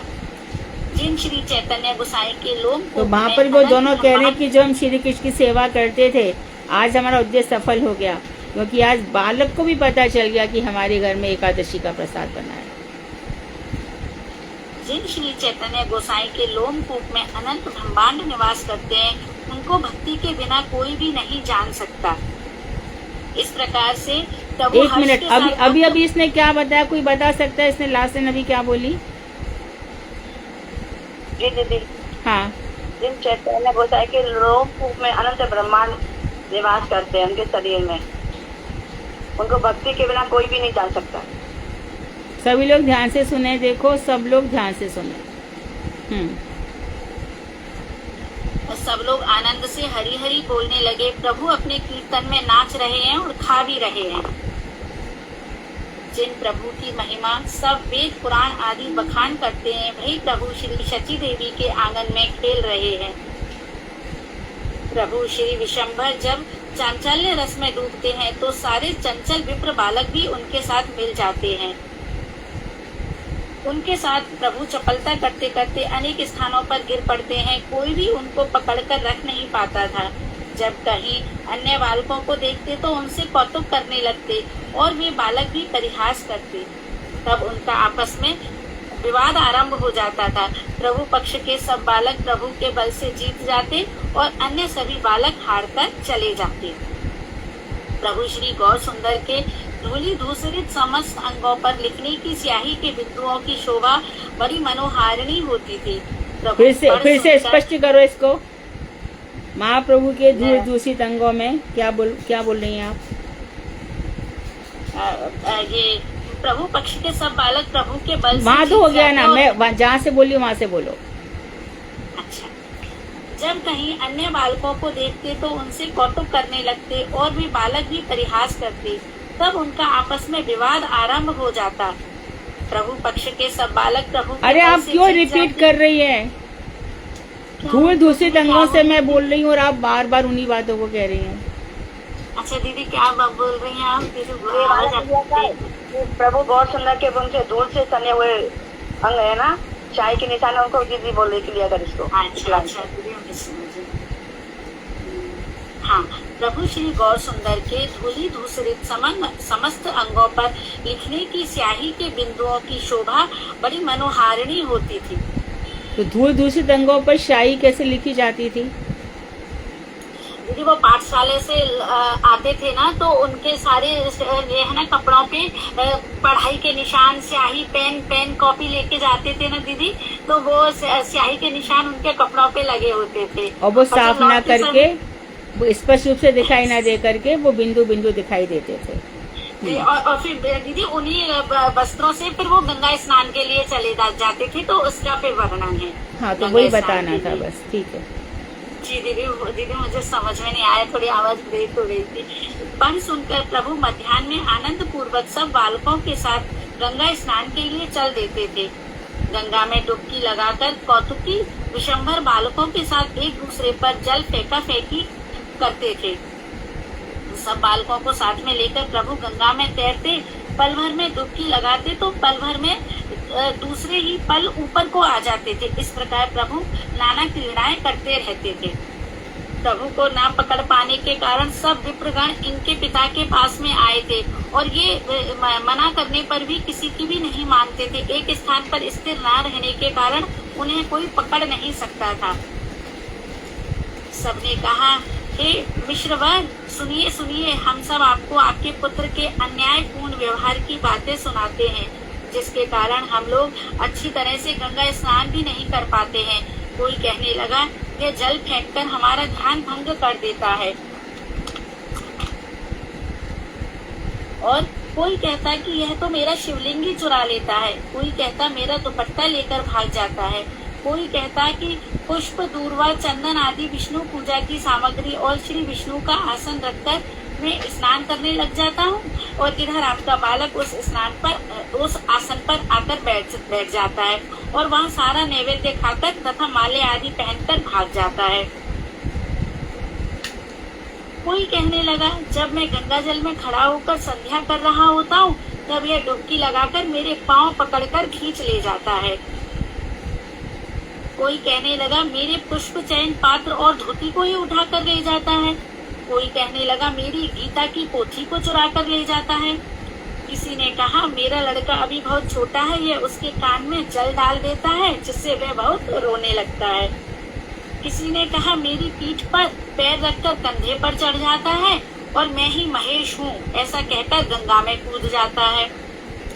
हम स्नान करके ऊपर उठते हैं, तब हमारे शरीर पर रेत डाल देता है, और जितने भी चंचल बालक हैं वे सब इसके साथ में रहते हैं।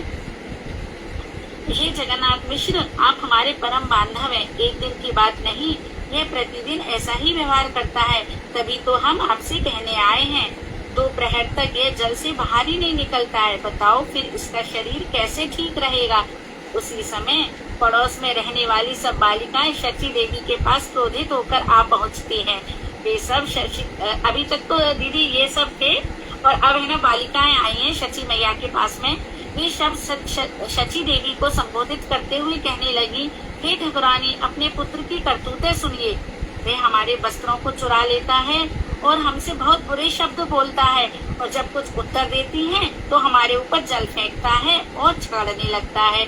हम व्रत करने के लिए जो जो फल फूल लेकर आती है जबरदस्ती हमसे छीन कर फेंक देता है, और स्नान करके आने पर वे हमारे शरीर पर रेता फेंक देता है। अन्य जितने भी चंचल बालक हैं वे सब भी ऐसी ही क्रिया करते हैं। और छिपकर आता है और हठात कान के निकट आकर उच्च स्वर में चीत्कार करके कहते हैं, कोई कहने लगी आज इसने मेरे मुख पर कुल्ला कर दिया। फिर हम सब बालकों में आंकड़ा का फल चिपका देता है। कोई कहने लगी मुझसे तो यह विवाह करना चाहता है। वह प्रतिदिन ऐसा व्यवहार करता है जैसे तुम्हारा निमाई कोई राजकुमार हो। मोहिनी दीदी हरे कृष्णा। कितना बाकी है मोहिनी दीदी अभी? दीदी आधा हो गया है, समझ लो 7-8 मिनट का और बाकी होगा दीदी। दीदी 4:47 हो रहे हैं, क्या करना है अभी? बंद करवा दो। करें बाकी की? तुम इसको शॉर्ट में नहीं कर सकती हो क्या? तो करती हूँ दीदी, फिर ठीक है कर देती हूँ दीदी, है ना? तो प्रसंग पूरा हो जाएगा। जी दीदी। तो महाप्रभु और उनकी देखो, जब बचपन में थे उनकी पूजा खुद ग्रहण कर लेते तो कहते थे कि मैं ही तुम्हारा पति हूँ। ये सब भी वर्णन आता है। दुखी होकर जिस दिन हम इसके माता पिता से ये सब बातें कहेंगे उसी दिन आपके साथ उनका झगड़ा हो जाएगा। इसीलिए आप अपने छोटे बालक को झट से रोक दें। नदिया नगरी में ऐसा आचरण करना कभी भी अच्छा नहीं है।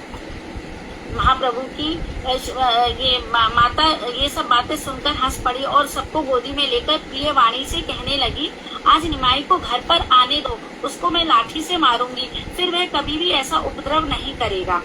शची माता यह सुनकर सबने शची माता की चरण धूलि लेकर अपने सिर पर धारण की और सभी पुनः स्नान के लिए गंगा घाट पर चली गई।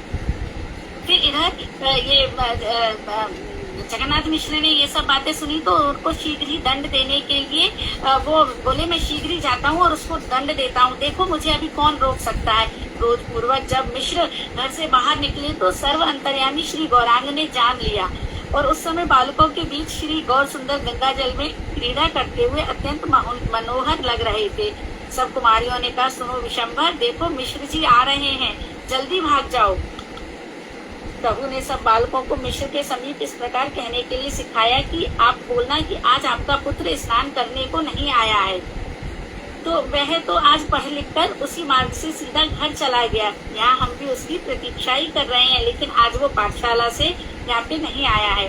गंगा घाट पर आकर उन्होंने चारों ओर देखा, परंतु बालकों के बीच में अपने पुत्र को कहीं भी नहीं देखा। मिश्र जी ने बालकों से पूछा कि विशंबर कहाँ गया? उत्तर में शिशुओं ने कहा कि वह आज स्नान करने ही नहीं आया, तो वह तो पढ़ के उसी रास्ते से सीधा घर चला गया। हम भी उसकी यहाँ पे प्रतीक्षा कर रहे हैं। जिन ब्राह्मणों ने मिश्र के पास जाकर प्रभु का अन्याय निवेदन किया था, उन्हीं सब ब्राह्मणों ने पुनः कहा, मिश्र जी, विशंबर आपके डर के मारे घर को भाग गया है, आप घर जाइए, लेकिन उससे कुछ कहना नहीं। इस प्रकार हमने तो कौतुक से ये सब बातें आपसे कही कि वास्तव में आपके समान भाग्यवान तो त्रिभुवन में कोई भी नहीं है। विशंबर यदि कोटि अपराध भी करे तो भी हम उसे हृदय पर धारण करेंगे। ये सब लोग जन्म जन्म के कृष्ण भक्त हैं, इसी कारण सबकी ऐसी उत्तम बुद्धि है। इसलिए प्रभु अपने उन सेवकों के साथ नाना प्रकार की क्रीड़ाएं करते हैं जिन्हें कोई भी समझ नहीं पाता। मिश्र ने कहा, यह भी आपका ही पुत्र है, यदि आप सब इसका अपराध ग्रहण करो तो आपको मेरी शपथ है। श्री विशंभर प्रभु किसी दूसरे रास्ते से घर आ गए। वे हाथ में सुंदर पोथी लिए हुए हैं तथा चंद्रमा की तरह बहुत ही स्निग्ध और उज्जवल लग रहे हैं। प्रभु के अंगों पर शाही के बिंदु तो ऐसे शोभा दे रहे हैं जैसे चंपक पुष्प के चारों ओर भ्रमर बैठे हों। दीदी बस 2 मिनट का और रह गया। प्रभु घर में आते ही पुकारने लगे, माँ मुझे तेल दे दो, मैं स्नान करने जाऊंगा। तेल देकर शची देवी मनी मन विचार करने लगी, थोड़ी देर पहले बालिकाएं क्या कह रही थी और ब्राह्मण भी क्या कह रहे थे। इसके तो सारे शरीर में स्याही के छींटे पड़े हुए हैं, वही वस्त्र पहने हुए, पुस्तक भी वही साथ में है। इस प्रकार जगन्नाथ मिश्र भी वहाँ पर आ गए और उन्होंने आलिंगन पाकर महाप्रभु जी का भाई ज्ञान शून्य हो गए और पुत्र के दर्शन करते ही आनंद से विभोर होते। मिश्र ने कहा, विशंबर, यह तुम्हारी कैसी बुद्धि है? तू लोगों को गंगा में स्नान क्यों नहीं करने देता है? प्रभु ने कहा, पिताजी मैं तो आज स्नान करने गया ही नहीं, मेरे सब साथी मुझसे पहले ही चले गए। वे सभी बालक उन लोगों के साथ दुर्व्यवहार करते हैं और मेरे नहीं जाने पर भी मेरे ऊपर ही दोषारोपण करते हैं। विशंबर को देखकर सबने आलिंगन किया और प्रभु की चातुर्यपूर्ण बातें सुनकर सब बालक हंसने लगे। सभी प्रशंसा करते हुए कहने लगे, बहुत अच्छे निमाई, तुम बहुत चतुर हो, आज तुम बड़ी भारी मार से बच गए। प्रभु यहाँ सब बालकों के साथ जल क्रीड़ा करने लगे और शची माता और जगन्नाथ मिश्र मन ही मन विचार करने लगे कि ये बात झूठी भी नहीं है, लेकिन उसके शरीर पर स्नान का कोई चिन्ह भी नहीं है जिसने जो जो बातें कही है। तो ऐसा विदित होता है कि विशंबर मनुष्य नहीं है, माया रूप में श्री कृष्ण ही हमारे घर में प्रकट हुए हैं। और इस प्रकार ये दोनों जने चिंता कर ही रहे थे कि द्विजमणि गौर सुंदर वहाँ आ पहुँचे हैं। पुत्र दर्शन के आनंद से उन दोनों की विचारधारा टूट गई। वे दोनों स्नेह से सब कुछ भूल गए और जिन 2 प्रहर के लिए प्रभु पढ़ने के लिए चले जाते थे, वे 2 प्रहर उन दोनों को 2 युगों के समान प्रतीत होते थे। और वेद भी यदि 2 मिनट हो चुके हैं, तुम्हारे 2 मिनट हो चुके हैं, ठीक है। हो गई दीदी। बस करुणा मुखों से इन दोनों को सौभाग्य वर्णन करें तो भी वो नहीं कर सकते। श्री कृष्ण चैतन्य और नित्यानंद चार जिनके जीवन है, वे वृंदावन दास उनके श्री युगल चरणों में उनकी महिमा का गान करते हैं। वांछा कल्प सर्वस्य कृपा सिंधु एव च पतितानां पावनेभ्यो वैष्णवेभ्यो नमो नमः। हरे कृष्णा दीदी, दंडवत प्रणाम। कीर्तन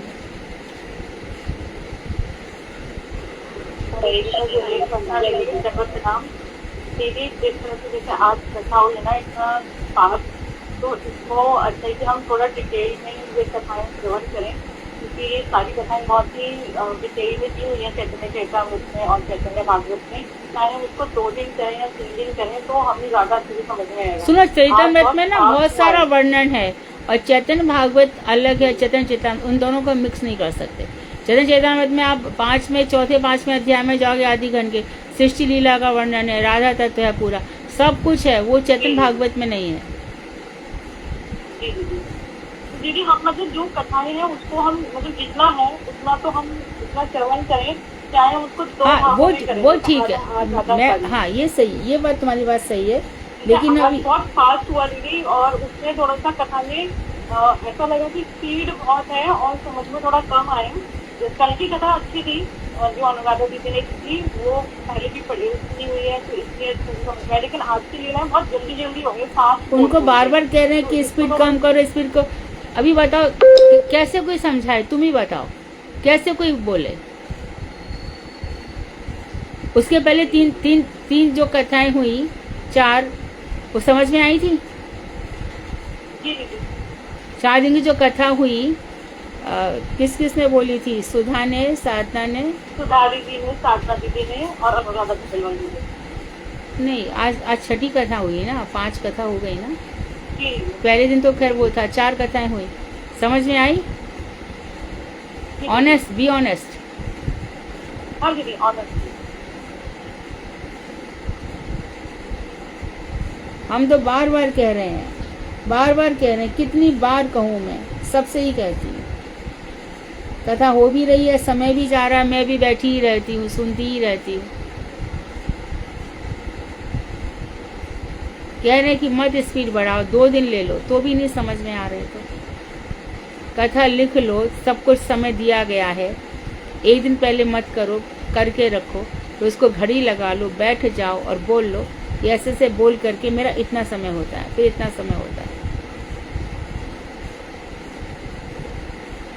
इससे ज़्यादा कोई क्या करेगा?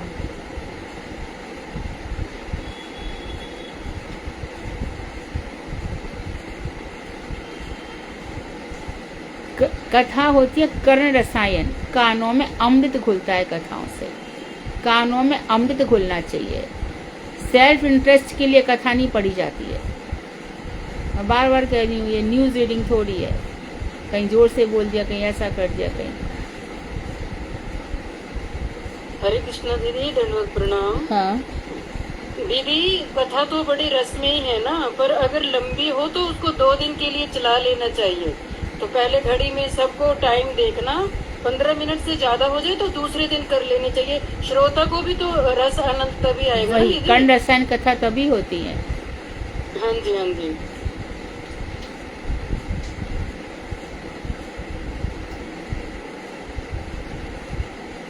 साधना ने कथा पढ़ी, लेकिन वो रीडिंग के लिए कथा थी, कुछ समझ में नहीं आया, कुछ भी समझ में नहीं आया उन्होंने क्या पढ़ा। मैं अपनी बात कह रही हूँ।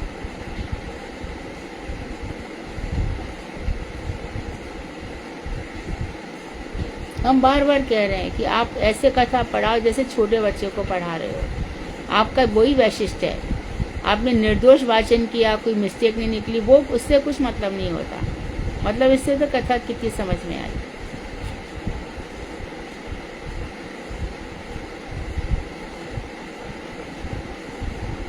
हम नहीं चाहते। हाँ, छठा अध्याय फिर से करवा दे। कौन सा छठा? आज वाला? ये जो आज हुआ।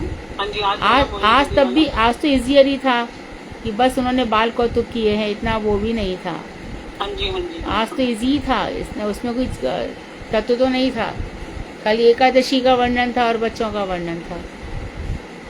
गंगा में जाते थे, वो खेल कूद करते थे, कौतुकी करते थे। शची माता के पास शिकायत जाती थी, जगन्नाथ मिश्र आते थे, डांटते थे, चिल्लाते थे। तो खुद ही सोच के रहे। तो आज तो सिंपल कथा थी मेरे विचार से, तो बाकी सबसे पूछ लो। आज तो भी ऐसे लगता है कि आप साधारण कथा थी और उनकी हरिनाम दीदी प्रणाम। हाँ दीदी आज की वजह समझ आ गई है। हाँ, इतनी आज कठिन नहीं थी, आज कुछ था ही नहीं उसमें। तो इसलिए आज की आवश्यकता नहीं है दोबारा रिपीट करने की। हाँ, लेकिन जो कितना दीदी, हाँ जी दीदी, आज तो अच्छे से समझ में आ गया था। हाँ, इसमें कुछ था ही नहीं।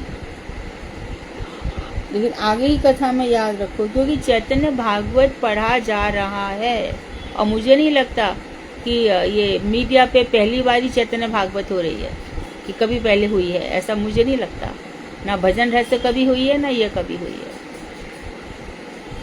सभी कथाएं बड़ी गंभीर हो रही हैं। श्रीमद् महाप्रभु विषय में तो बिल्कुल नहीं पता था।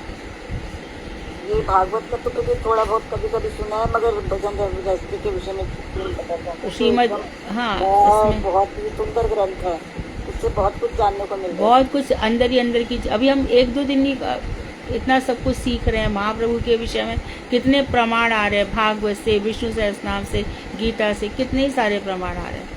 तो ये ठीक है, हम लोग धीरे पढ़ेंगे, समझेंगे। हम तो कह रहे हैं बार बार, चैतन्य भागवत इस बहाने घर घर पे चैतन्य भागवत पहुंचेगा। महाप्रभु का प्रचार हो रहा है।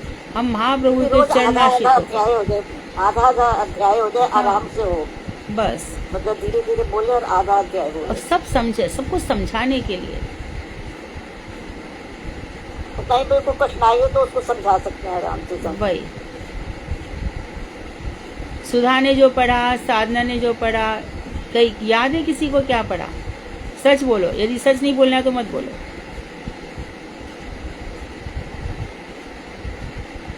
हाँ दीदी, थोड़ा थोड़ा लीला है।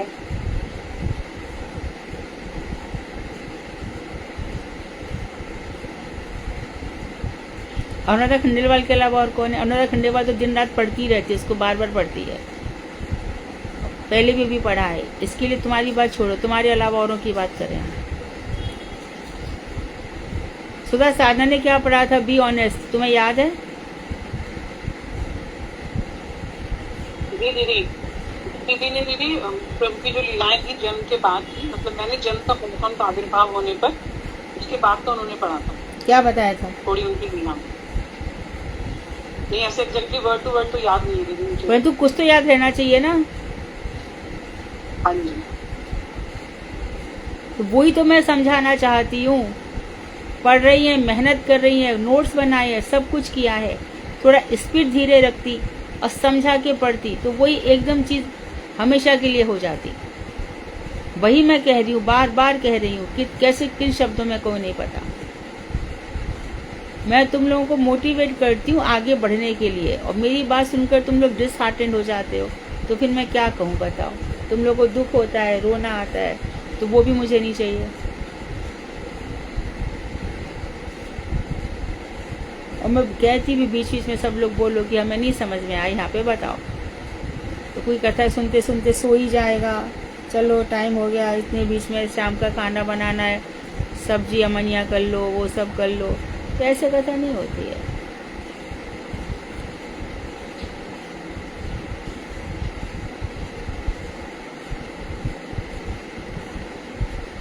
ठीक है, कल कल कौन कथा पढ़ने वाला है? और सपना दीदी करेंगी दीदी। सपना दीदी आप समय का रखें, आपको यदि बड़ी कथा करनी है तो आप 2 दिन में बोलें। हरे कृष्ण धन्यवाद। ठीक है, ठीक है दीदी। और आवाज़ थोड़ी आपकी है ना उच्च स्वर से बोलें, कभी कभी आपकी आवाज़ समझ में ही नहीं आती है। कृपया करके उच्च स्वर से बोलें, सब तक आपकी आवाज़ पहुँचे। ठीक है, रूबी कीर्तन। पूजा दीदी करेंगी दीदी। हरे कृष्ण जी दंडवत प्रणाम। सुध भगतो चरण रेणु भजन अनुकूल भगत सेवा परम दीदी विमल की कर मूल माधव प्रीति भगति जननी यतन पालन करी कृष्ण भक्ति भक्ति बली परम आदर बहरी गोरे आमारे ये सब स्वामी करल ब्राह्मण रंगे ये सब स्वामी तेरी भुआमी प्रणय भक्त सांगे मृदंग भाग्य सुनित मान अवसर सदाया से और कीर्तन सुनी आनंद नाचे युगल मोरे की देखिया मोरे परम आनंद है प्रसाद सेवा करते हैं सकल प्रपंच जय विधि में भजन देखी हृदय गोलोक भाग्य शरण की गो देखिया गंगा सुख न सीमा पाय तुलसी देखी जुड़ाय प्राण माधव दोषिण जानी बुरे प्रिय साप देवनी जीवन सार्थक मानी भक्ति विनोद कृष्ण भजनी अनुकूल पायता प्रतिदिन से परम सुखी स्वीकार करता सुख भगत चरण रेणु भजन अनुकूल भगत सेवा परम दीदी विमल के कर मूल जय भक्ति विनोद ठाकुर भक्ति विनोद ठाकुर भक्ति विनोद। एकादशी अर्थ बोल दो, अर्थ बोल दो। शुद्ध भक्तों की चरण रज ही भजन की अनुकूल है। भक्तों की सेवा ही परम सिद्धि है तथा प्रेम रूपी लता का जड़ है, प्रेम रूपी लता का जड़ है। माधव तिथि एकादशी तिथि जो है भक्ति को भी जन्म देने वाली है तथा इसमें खुशी का निवास है। ऐसा जानकर परम आदर पूर्वक इसको अरण कर यत्न पूर्वक पालन करता हूँ। मेरे गौर सुंदर ने जिन जिन स्थानों में आनंद पूर्वक भ्रमण किया, मैं भी प्रेमी भक्तों के साथ उन सब स्थानों का दर्शन करूंगा। मृदंग की मधुर ध्वनि को सुनने के लिए मेरा मन सर्वदा ललायित ही रहता है तथा श्री गौर सुंदर से संबंधित कीर्तनों को सुनकर आनंद से भरकर मेरा हृदय नाचने लगता है। युगल मूर्ति का दर्शन कर मुझे परम आनंद प्राप्त होता है। महाप्रसाद का सेवन करने से माया को भी जय किया जा सकता है। जिस दिन घर में भजन कीर्तन होता है उस दिन घर जो है वो साक्षात गोलोक हो जाता है। श्री भगवान का चरणामृत और श्री गंगा जी का दर्शन कर तो सुख की सीमा ही नहीं रहती तथा माधव प्रिया तुलसी जी का दर्शन कर तापों से दग्ध हुआ हृदय शीतल हो जाता है। गौर सुंदर के प्रिय साप का स्वागत करने में ही मेरे जीवन की सार्थकता मानता हूँ। कृष्ण भजन के अनुकूल जीवन निर्वाह के लिए जो कुछ पाता है ये भक्ति नोट करेगी, इसे पूर्वक ग्रहण करता है। हरे कृष्ण जी, दंडवत प्रणाम। हरे कृष्णा दीदी, यहाँ पे जो एक वर्ड आया है ना, यत्ने पालन करी, इसको दीदी संस्कृत भाषा में ना जतने पालन करी ये पढ़ेंगे हम, ठीक है। हमें आगे से ध्यान रखना होगा। और जिस भी कीर्तन में यो आता है ना, उसको हम जतने बोलते हैं, जो से पढ़ते हैं।